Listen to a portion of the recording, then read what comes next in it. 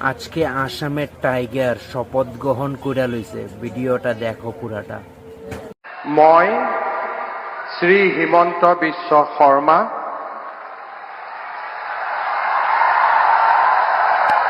ঈশ্বৰৰ নামত শপত লওঁ যে বিধিৰ দ্বাৰা স্থাপিত ভাৰতৰ সংবিধানৰ প্ৰতি মই প্ৰকৃত বিশ্বাস আৰু আনুগত্য পোষণ কৰিম। মই ভাৰতৰ সাৰ্বভৌমত্ব আৰু অখণ্ডতা অক্ষুণ্ণ ৰাখিম।